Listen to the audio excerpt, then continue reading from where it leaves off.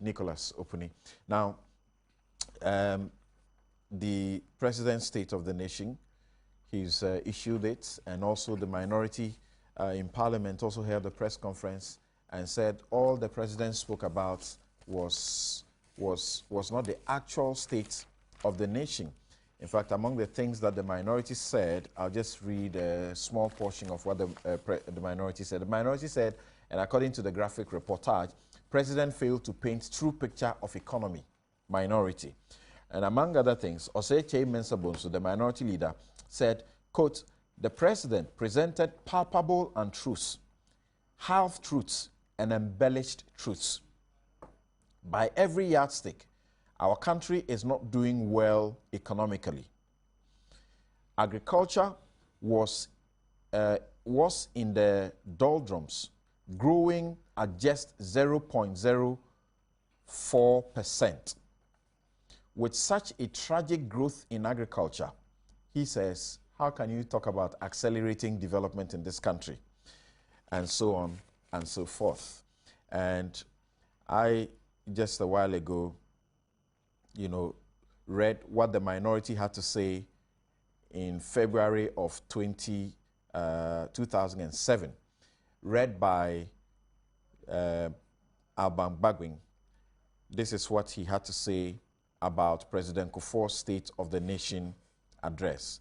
Alban Bagwin said, the President, that is Kufuor, in his State of the Nation address, presents a picture of hope, progress, and achievement instead of the actual picture of desperation and despair, doom and gloom of the future, and the dark clouds of fear and insecurity hanging on the lives of the majority of citizens.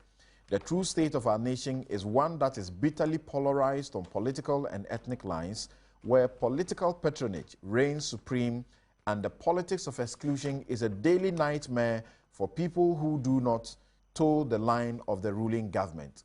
The unemployment situation has worsened. The worst affected is the textile and garment industry. Textile factories, which were the flagship of Ghana's industrial sector, have collapsed, leading to massive retrenchment of labor. This was Alban Bagwin on the 15th, Thursday, the 15th of February, 2007. I asked myself, can I replicate this template and be said to be true? Nana, start with you. Yes. Well, I have sat through. You have to excuse my voice. I've been suffering from hiccups yesterday. I have sat through about 16 presidential State of the Nation addresses. And what President Mahama did on Thursday was the most bizarre State of the Nation that I have seen. Every president that has given the State of the Nation address, they come and tell us about some of the things that they are doing. But no president since 1993 has brought people to the gallery of Parliament to show to Ghanaians that what I'm telling you is true, and these are the people who have benefited from what I'm telling you. It's never occurred. You're doubting him. He's providing you the evidence. You have a problem with that. No, I'm saying that. Every president comes to tell us the work that they are doing to make the nation go forward. But nobody has come to the gallery with people, selected people, to show us that what I'm telling you is true. The think tank Imani Ghana says this is a great innovation. Well, that is Imani Ghana. I don't think so at all.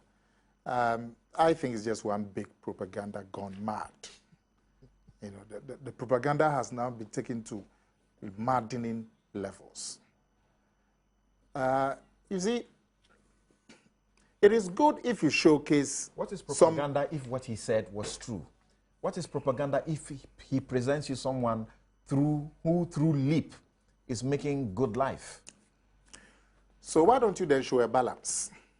Because, Samson, there are uncountable stories about people who have died at Kolebu just last week because the intensive care unit at Kolebu has been shut down because they cannot get 700,000 to buy consumables because the health insurance is not reimbursing them.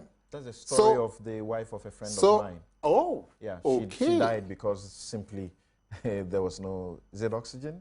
That machine to go through all of these things. It was maddening. So, something, you tell my story better than I do. So why don't you show a balance then? If you're showing the real state and you are not just intent on doing propaganda, then show all the sides so that we can see that you're just presenting evidence of the state of the nation. The people who died at Kintampo, because there was no oxygen at the government hospital, that's also the state of Ghana. So show them too, if it's not just propaganda that you are doing. I mean, President Mahama, in the effort to do the even had his own father walk from, where did he say his father was walking from? Bole to somewhere, Tamale also. How many kilometers? But it wasn't unusual in those days. How many kilometers is it from Tamale to Bole? It wasn't Please. unusual No, in those days. And even today, it still happens. But how many kilometers is it? I don't know the mileage from Bole to Tamale. It's about 50 kilometers. But what I'm saying is that's not unusual. Yeah, even today, people still walk. But is it about 50 kilometers? And his father was doing that distance every day? They didn't say it was every day. He said he walked to school from Bole to Tamale. I see. But now he's down the road. Yeah, it is. And in those days, it was not unusual. Yeah, too, yeah. No, you mean daily? No, not daily. No, but you're going to school Monday. When you walk and then you go to it was school a boarding and then school. you are there, yeah. Middle boarding. So he walked the 90 kilometers from Bole to Tamale. My father did the same. But from now, now he tells us that he's down the road, so nobody needs to walk. Okay, it's all good and well. But something like to your question, if you want to give a fair assessment and not do propaganda, then give a fair assessment so all of us can see the real state of the nation. But if you come and tell us that a vulcanizer is now able to use electricity as against using diesel, and you are bringing him to Parliament, it would be a good appreciation to his colleagues that, oh, our brother has been acknowledged, and they will feel good about it. But give a balance, because there are other vulcanizers who have lost their income because there was doomsday. You see, then you give a balance. This lady who had benefited from LEAP that the president brought her over. I mean, I've heard people say that, oh, the lady appears to be a Muslim, so it was quite strange that she would be in pig rearing. But anyway. Just because one has a Muslim name doesn't make one a Muslim. I'm saying that I have heard people say so. And they saw her. But what he's also telling you is true, that if you go to the northern part of this country, you may have people who bear, names that are Islamic-like, but they are not Muslims. Well, I don't know the lady. I'm saying I've heard people say, because she had the what do you call the Maya fee? Is that a name? Right. Yeah. So people just assume that she's in that part you have Muhammad in church. So I'm saying that she had the Maya fee, right, which the Muslims do, the veil. Okay. It? Yeah. So people assume that. Okay. But you see, it's okay. And I understand that she's also used to be the women organizer or something of your party. I don't have that information. Okay, I understand. That's the allegation by the MPP. That, and I'll be surprised if she's indeed a women organizer, because I don't expect the women organizer. The women organizer of the NDC is a citizen of Ghana. The Chibi Wata, the lady. Yeah, that's the one I had John Bodu say was. The teacher, rather. Yeah, the former NDC. Okay, right. But you see, something, the LEAP thing, something struck me. I'll tell you what the president said about LEAP in 2007 when it was introduced. And this is in the Daily Graphic of June 7, 2008, page 13. And they say that the vice presidential, at that time he was vice president, the vice presidential hopeful indicated there was a development gap between the north and the south of Ghana, and that the government of the NDC would ensure that the quality of lives of people of the north was improved so much that they would be able to match up with those from the south. Mr. Mahama described the LEAP as a show of lack of ideas by the NPP government in alleviating poverty in the country, stressing that, then they quote him, "We will use subsidies to alleviate poverty when we are elected. We will not use handouts." And this was on Wednesday, speaking to people in Bogatanga, Bongo, and Tongo, reported in Daily Graphic, June 7, 2008, page 13. A week after, during the same tour, reported in the same Daily Graphic, Monday, June 16, 2008. There he goes again. Touching on a wide range of issues, Mr. Mahama castigated the NPP administration for failing in its poverty eradication programs. He argued that the LEAP program, as a direct cash transfer system, was meant to be a last resort when you fail in other options such as microcredit, agriculture extension, subsidies, and so on.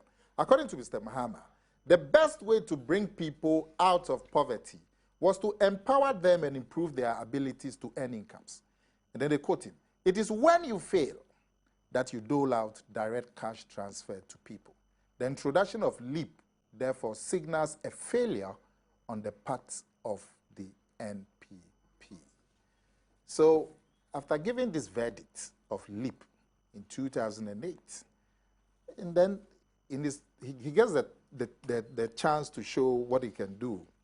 What he has done is to tell us how great LEAP is, and actually brought the beneficiaries to Parliament. But be that as it may, I'm saying that the president didn't show a balanced picture of the country. He says that he's providing evidence.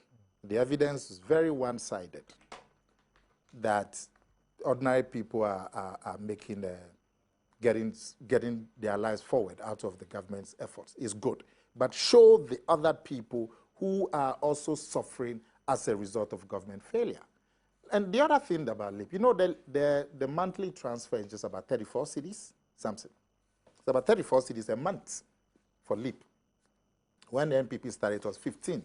Now it's gone to 34. Now, if the lady, Zinabu, is able, out of savings from 34 Ghana cedis a month, to be able to build a piggery project, that she's able to make some income from herself, what comes to my mind immediately is that, so the SADA, which is actually the vehicle to promote development in the North, all those millions that were thrown away in pursuit of a confirmed rearing and tree planting, what those millions could have done if only 34 Ghana cedis is able to set up one lady in a project. Can you imagine the SADA millions, what they could have done to eradicate poverty? My friend, Mr. Park, can you imagine that? It also comes to my mind. So all of those victims who are still in poverty because monies have been thrown away through SADA in the tree planting and are confirmed, where are they? Why are they not being shown? Something.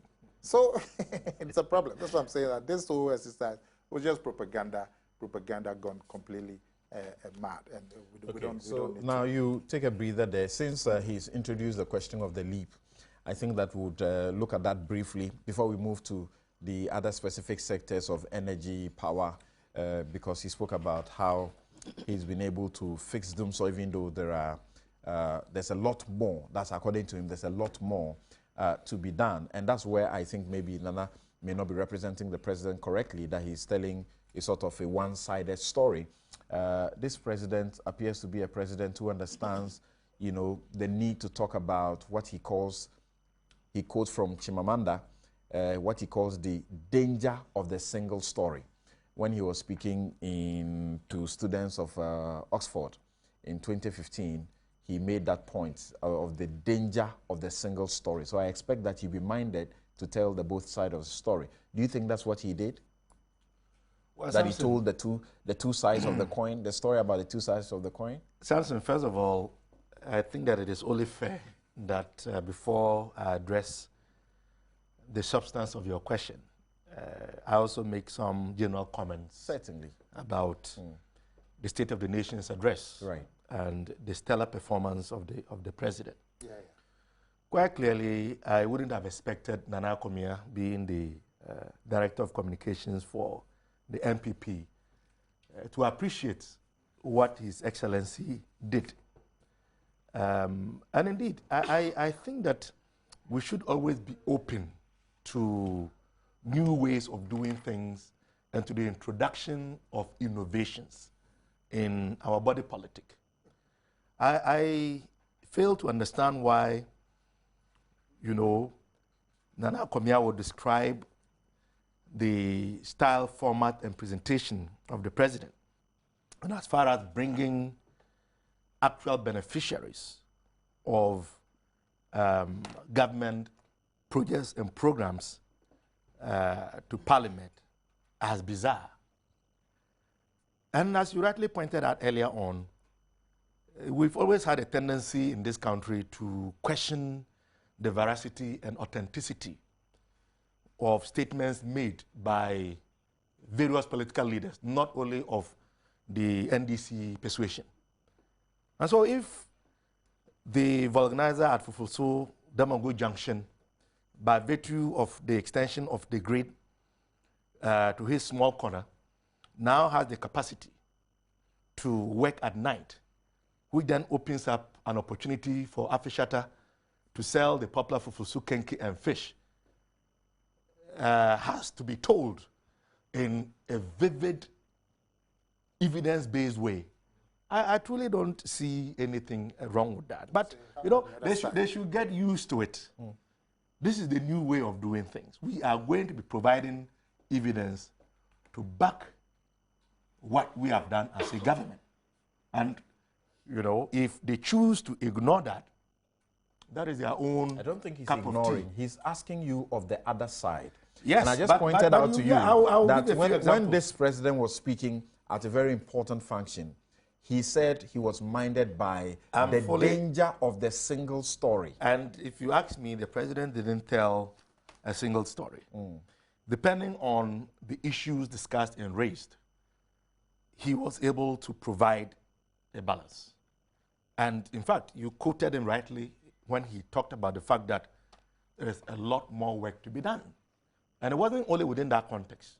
Remember when he was speaking on the subject of corruption, when he was talking about the issue of the judges and all of that, he also indicated both sides of the coin.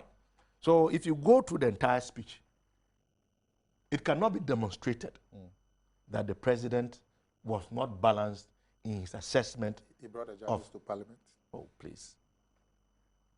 I mean, when you were speaking, I didn't interrupt. I just want clarification. I didn't interrupt. But you guys are used to this. Don't allow him to. Just clarify. I want clarification. Because the point I'm making is that his general accusation of the president of not providing a balance in presenting the State of the Nation's address cannot be sustained. He cannot. What do you say about what he says? He reminds us of what the president had to say about LEAP when it was introduced by the NPP earlier on. Government is a continuum.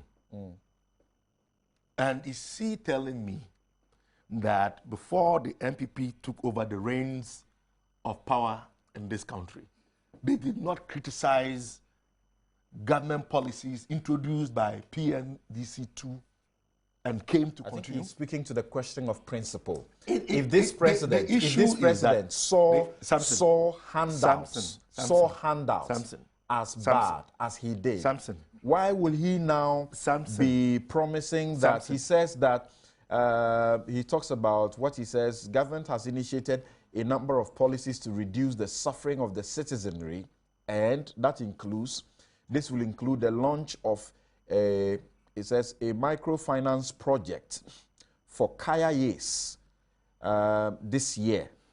Okay, for Kaya Yes this year, this about handouts. And he doesn't believe in it.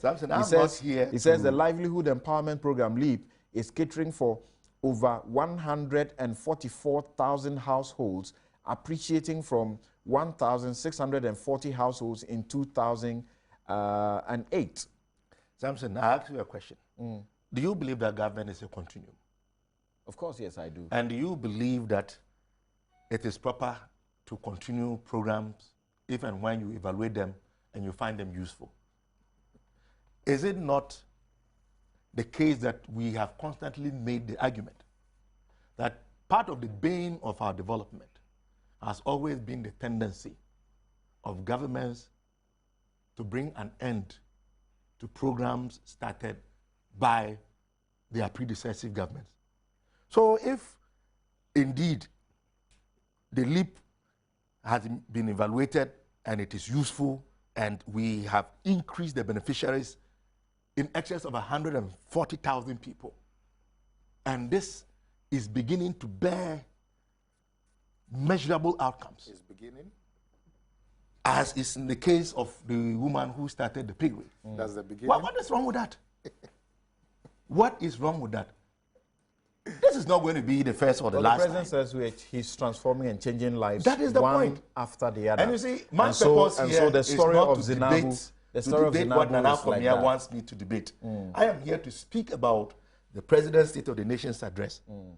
In No, but as he far raised as he raised it is an beneficial issue. He raised an issue to the well-being of of the good people of principles, this and I of this thought that country. it was good for you to address. And I've now you have addressed addressed it that you evaluated and had a change of mind. And that is so what to you speak. do. Okay, That is what is that you the do. same thing you did with your condemnation of the free, SHS policy? Because as we speak, the president is starting that. We are working on it, and the evidence is there to show that unlike what they had proposed, we have offered a better alternative, which is the reason why the good people of Ghana gave us the mandate. Okay. And the schools are being built across the length and breadth of this country.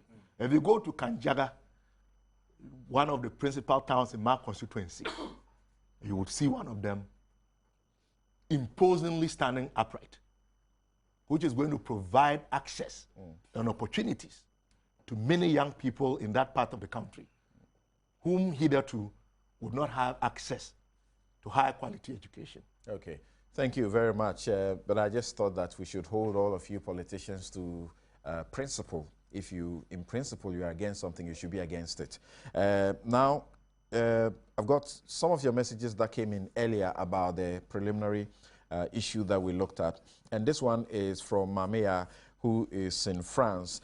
She says that we need to strengthen our health systems, especially our mental health system, while debating on cultivation of Indian hemp.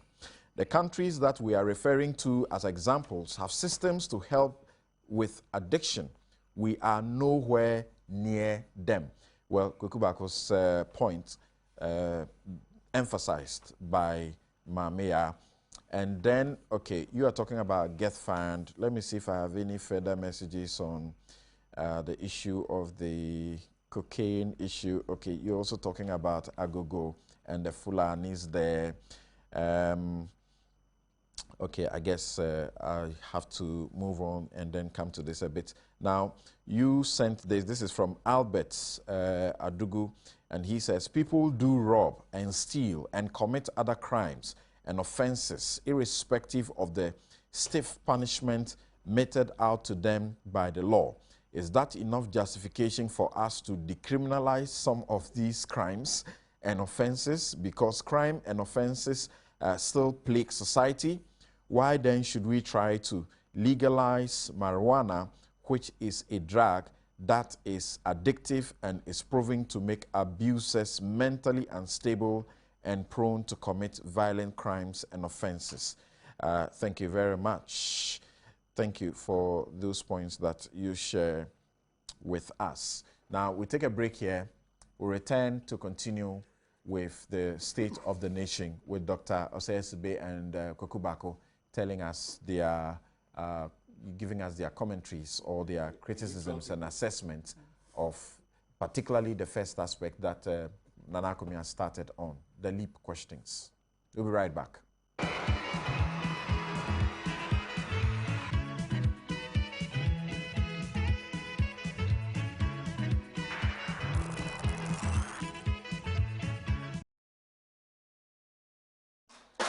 Welcome back. This is Newsfile, and it is your most authoritative news analysis show. And here on Newsfile, we put Ghana first. And I'm going to Doc and Kweku to pick their views on some of these issues. But a few more of your messages. This says from Kojo, he says that in the United States, tobacco use is responsible for 1/5 of all death each year. It causes more deaths than HIV, alcohol, car accident, and firearms combined. Guess how many deaths are caused by marijuana use? In the USA, the same USA, the answer is 0. If you want the proof, the annual causes of death in the United States drug war facts. If you go there, www.drugwarfacts.org, you'll find that these are the deaths caused by all these other things that we don't have any problem with. But marijuana, 0 death. Kojo Yankson sent in that message. I felt I should share it. Now, Doc, what do you say of what the president had to present? generally, and then you zoom in briefly on the question of the leap and what it is supposed to do. And in respect of that, Dr. Manebwama asked Nana Akomia whether Nana Akomia was expecting the president to bring a cadaver to Parliament House. Did you not hear the president talk about mortality secondary to yellow fever? The record, he says, is impressive. The style was superb, changing lives, transforming Ghana. So speak to facts. Well, thank you, Samson. Yes, in fact, I have admired the president for one thing. I mean, his style of delivery, even before he became the president of Ghana. I mean, his command over the English language, the tone of his speech, and everything else. I mean, many people have given to him. I have listened to the president ever since he became the president. The State of the Nation address, most of it have been fantastic. This particular one, to tell you the truth, I wasn't too impressed. Not because of the content, but here because of the style of delivery. The delivery, the evidence-based that the president resorted to is fantastic. I mean, it's great. Bringing in innovations is symbolic in that sense that somehow when you talk, I mean, you want to show some kind of evidence. All right. Says that is cheap propaganda because 16 addresses he has sat through. The president didn't find the need to bring the people there. And there's no balance. Yeah, for me, it's okay. I mean, once in a while you do this. But the extent to which you do it, I mean, many times, for me, I think it could have been done much more sparingly than, I mean, bringing about 11 or so case studies. To represent each sector, if you agree with it, then you should endorse it. If one or two striking cases, have been presented, I think it would have been great. But where you pick and choose winners, definitely people will have problem with it. You could tell, Obama has done it before, picking one or two, striking stories and telling, it makes it, you spice up the speech and all that. But the stand and then the overindulgence in humor, for me, it took so many things out of the speech. The length of it was just too long. I mean, people sitting down for almost 4 hours. I mean, speech therapists and others will tell you that when people sit down for more than 2 hours, they begin to lose focus. Whatever that you say after that, definitely they will not be able to absorb. So I think that as people, we have to begin to regulate certain things and bring more seriousness into some of our public delivery. That is also projected from the government side to show that you've got so young blood in your president. Well, it doesn't matter. We need to stick to time. I don't know the time that was allotted for delivery of speeches, but I think it's a high time that the Parliament bring in some kind of regulation as to how long is being given to a president to make a presentation. So an ambassador coming would have known his time. I'm coming for 2 hours for this program, and within the 2 hours, fine. I mean, Parliament is guided by principle. 2 hours is sufficient to capture every sector of the economy and the whole of the great speech shouldn't go more than 1.5 hours. I mean, I don't know what else you have to be talking about. We have had the budget, which has gone much detailed, issues, given the bits about everything else. So the government or the president was to tell us the state of the nation, the conditions of the nation as of now, and the policy initiative that is intended to roll out for the remaining part of his years. I mean, this shouldn't take too long, 3 or 4 hours. It was a great, I mean, some aspect of it was quite striking, was good. Bringing in 1 or 2 people for case study. My problem is it was just too many. And the heckling too, we need to talk about it. I mean, there were too many heckling in the house. The place almost became like a football, stadium. I mean, people clapping, cheering, and heckling, singing. I mean, for me, I think we could do better as a nation. You can do a 4-hour speech without all of these that provided you some opportunity to relax. I mean, too much of everything is bad. You cannot continue to do this. I mean, clapping. I mean, sometimes Singing. I felt singing. Our guests, special guests, I felt a bit, you know, embarrassed at a point. I mean, the president telling the speaker, please listen to me. I think there was too many informality with the whole exercise that took place. And I think we need to begin to sanitize the way, I mean, we treat our public events. You know, there should be some kind of decorum, there should be some kind of formality involved. The timing, I think, is key. We need to respect time. 2 hours is gone. You know, people, international community, you know, media, everything can plan around it. But we seem to play to the gallery and make a fun out of what should have been a very serious exercise, a constitutionally mandated exercise. So for me, that is, otherwise, the president... As an economist, seeking to help the economy, you know, grow, is LEAP not, you know, one of the areas we should be looking at? The president says it's been grown from 1,640 households in 2008 to 144,000 households, and he uses this woman as an example. Yeah, I mean, LEAP is great. We have quite a number of social protection policies today, but studies have shown that for all of them, LEAP stands out. I mean, the cash transfer that we have, it's the most well-targeted, you know, social protection that we have today, and that is the flagship social protection program that we have. And it didn't start from Ghana. If you go to Latin America and many Caribbean countries, you know, it's widespread. So as for LEAP, it's a good thing that was introduced.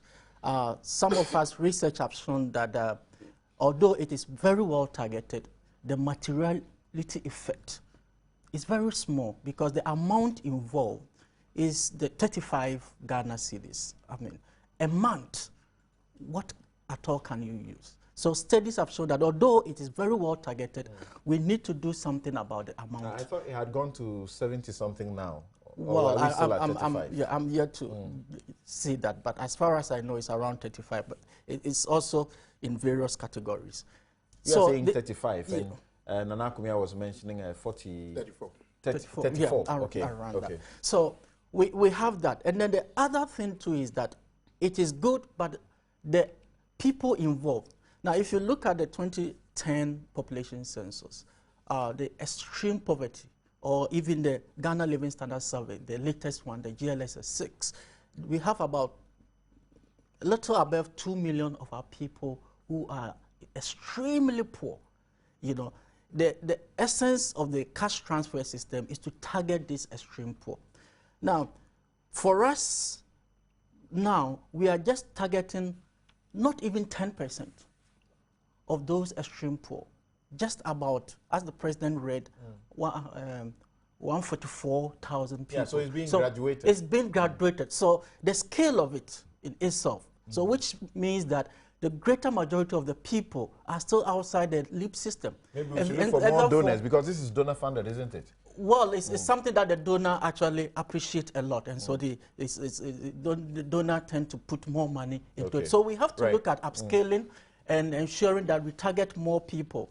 For me, it's a great thing that has to be. Thank you. Now, Kweku, you start overall, and then maybe quickly on the LEAP, so we can move to other, you know, aspects, including energy and so on. And I'd like you to address the question whether or not you think, like the NDC accused the NPP of using this LEAP to buy votes. Is that the same thing that the NDC is seeking to do? And particularly when we have been told that this year there's going to be a microfinance project for Kaya's, and that is happening this year.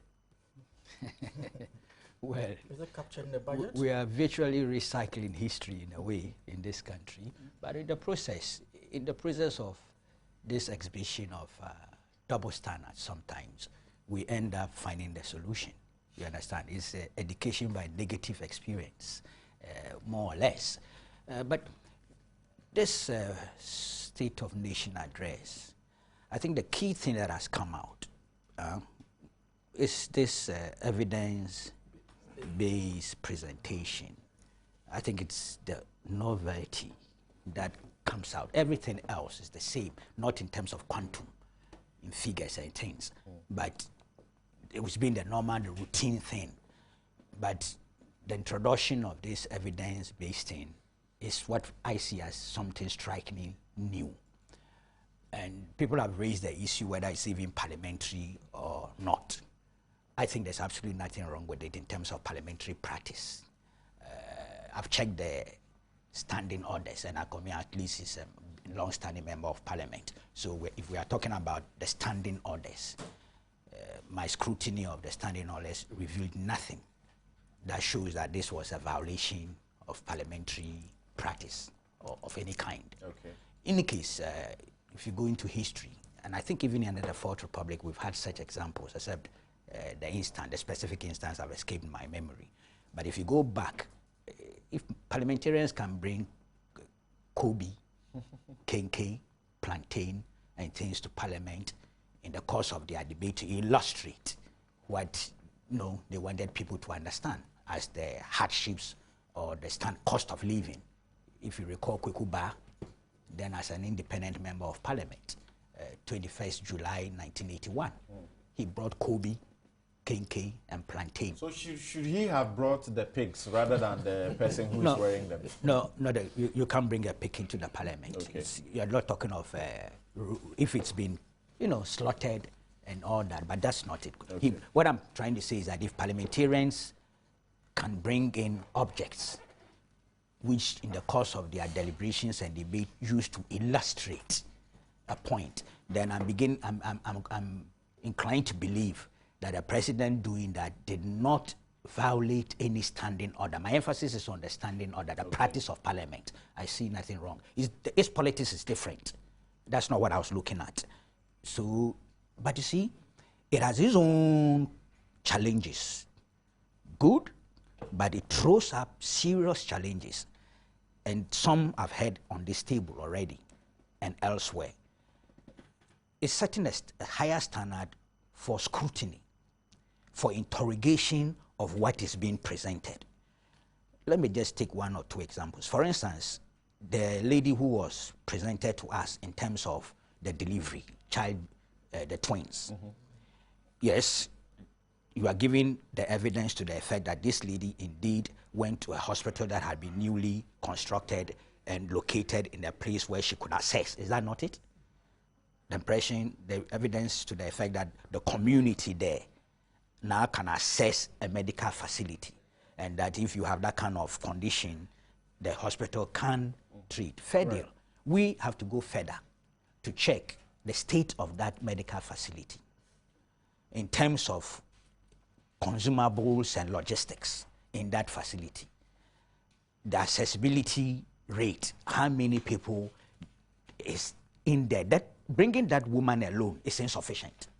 And of course, I don't expect the president to have been able to give all those things, but civil society as well as the media could go a step further in scrutinizing whether indeed that medical facility where this woman was a beneficiary of, indeed is providing appropriate and sufficient service for the people in that area. Well, in terms of the provision of health and infrastructure and so on, the president actually says this is one of the major reasons why life expectancy in Ghana, has now risen, better than it was 14 years ago or so. Is that what he said? He said 14 years. Yeah, that's 14 significant. years ago, yeah, but you see, that's the point. It's been progressive. So we are not talking here of 3-4 year regime, tenure of President Mahama. Those Millennium Development things, it's been since 1990.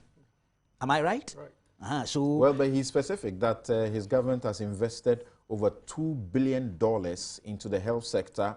They have done 6,000 hospital beds with, a whole lot of things that he speaks about. I don't dispute those figures and those infrastructural things. I hardly do that unless you give me evidence to the contrary. Right. And I'm told there are a few such examples where some of those things don't tally. That's right. And that it appears some padding and loading may have taken place. They may not be too significant. You may get some 20, 30 things that aren't happening. But God implanted in the president's thing. He has a team. The team ought to take part of the blame for giving him that kind of information. So I am not, until I have evidence to the effect that this particular thing is not happening, my first instinct is to accept it, okay? But I am saying that the life expectancy thing did not begin today. It's been a long journey. Right. Look, the free maternal care and all those things Kufuor brought on board are all part of it. So when you are doing a very critical analysis, you have to look at it within that context. Okay. Can you say something briefly about the LEAP issue so we can now zoom into Different energy and okay, other sectors? The LEAP, you know, it was good that the lady was displayed and we're told that she's a beneficiary of the LEAP.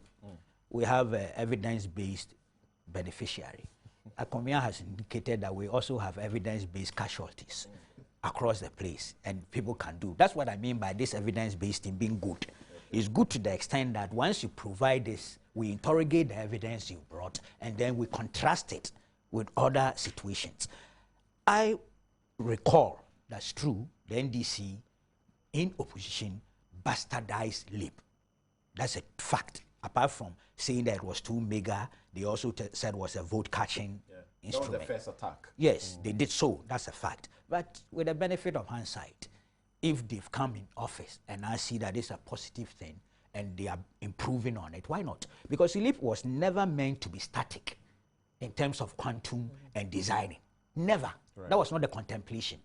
It was launched with everybody knowing that it would expand. Upscale.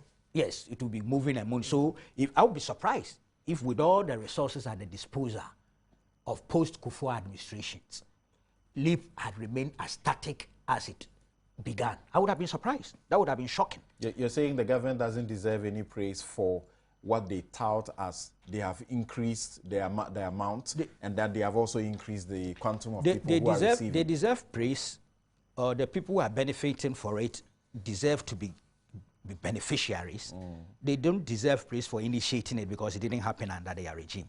But if they had come and killed it, would we not be condemning them? Would we not? Of course. Yes, yeah, we'll be condemning them. So my view is that it was not meant to be static. That was not the contemplation. It was meant to be improved upon and expanded. Let's just scrutinize whether indeed all the resources meant for the LEAP project are being sent there. And if they are being sent there, it's getting to the appropriate beneficiaries, the targeted group. That's part of the auditing process by appropriate agencies. So for me, I think that it's okay if there's evidence to the effect that these things are happening. As we said, we'll come to the other examples that were given. I have some few difficulties with some of those examples, and we can interrogate them. Yeah. Thank you very much. Jesse Buako says that President Mahama failed to give Ghanaians the true state of the nation and rather presented the current state of NDC ruling characterized by unprecedented corruption with the support of fake NDC Green Book full of pictorial drawings. Ghana must work again. Change is coming. Well, I'll also ask whether this change is coming has become a casualty or is in trouble, because I asked on my Facebook wall earlier, because now the president says it's not a question of change is coming. Change is happening. So the two, which are voters going to buy? Are they going to use it during the elections? Then Felix Jemfi says, this was 2007. That's the introduction I read. He says, now we are in a better Ghana. Ghana is no longer cocaine coast. Contract killings and armed robbery and crime in general is very low. Corruption is being exposed daily. Ghana is building such a solid infrastructure. Things can only get better. Cynicism won't take away anything from the forward march. Nana Hesse Ojiri says, my true state of the nation is when I have a fan, a television, a fridge, and normal light, but I currently pay 100 cedis for ECG prepaid credit, lasting not even 20 days from previous 30 cedis, which lasted for almost 28 days. 8 years of NDC is enough. arise for change. Williams Gbande says the president should stop the comedy. Ghanaians are suffering. Then Nuruddin Binda says this was indeed the state of Zenabu and the other 15 people addressed at the expense of the over 10 million suffering Ghanaians. We as citizens will show you the real state of the nation come November, Mr. President. Then Dr. Enes Kwako says, I thank the President for encouraging us during the State of the Nation to seek further evidence if we so desire. I make this humble request through your medium to the Speaker of Parliament. Could the President be kind enough to name the contractors and the locations for the 16,000 CHIPS compounds at various stages of completion, from 10% deductions from his ministers and appointees' salary? Thank you very much. So the president spoke about this, and this is a doctor who is seeking evidence because the president says we should look for evidence base. That's a good one. Right, right. And thank you. Michael Amening says President Mahama's State of the Nation address is a mere propaganda, lies and deception to throw dust into the eyes of Ghanaians, to win the sympathy of Ghanaians to maintain power again. But President Mahama should remember that yesterday's voter is not the same as today. Indeed, there is a wind of change of an incorruptible, competent, transparent, honest, and a caring government led by Nana Addo and Dr. Bawumia blowing all over Ghana.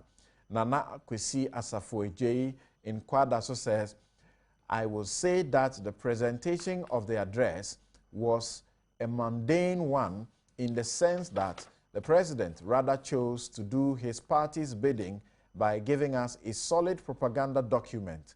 The future of Ghanaians is very bleak if the NDC continues to stay in office. The only way out is to kick this government out. On the issue of free SHS, every objective Ghanaian will tell you that this government is shortchanging us if you compare it to the one proposed by the NPP. What's the difference, really? Jumo Siakwa says most of the roads the President Mahama said have been tarred are just but lies. When Chisampa Road is like Owari. Yendi Chirponi is as dusty as whatever. By the way, why will much of his address be based on projects? He ever said, or he said that, on projects that he has already said on record that that is mediocrity. Okay, so why will you do that? And then Boateng in Milton Keynes says, if the NDC government is now claiming that some of the initiatives introduced by the previous government that they rejected while in opposition are now making impact in the lives of the people, can we therefore say that NDC deceived Ghanaians to win power in 2008? A final one, Ibrahim Copper, he says, he's in Tamale, he says the State of the Nation address was more of a populist and capricious exercise. The president's comments were heavily partisan, cynical, and in fact, a cliche. The president is absolutely not in touch with the reality on the ground or has been misled by his handlers to think that all is well. Okay, so those of us who are posting the messages to me, please, I want to see some message that, speaks positive of what the president has done. Can we check if we have any of those? Yes, no, but I want to believe that those who are posting the messages, there are some of them who have something positive to say about what the president said. Just a quick point. You know this issue of LEAP. I've just received... Can we move beyond LEAP? No. Yeah. The figures. Yeah. It's 64 cedis per person. 64 cedis per yes. person. Okay. 76, 88, and 106. 1, 2, 3, and above household. Okay. So it's between 64 and 106 Ghana 106 Ghana cedis. And this woman has been able to make such a big deal out of it. A specific figure was given. Yeah, 75 or 2. Yeah, right. Thank you very much. Now,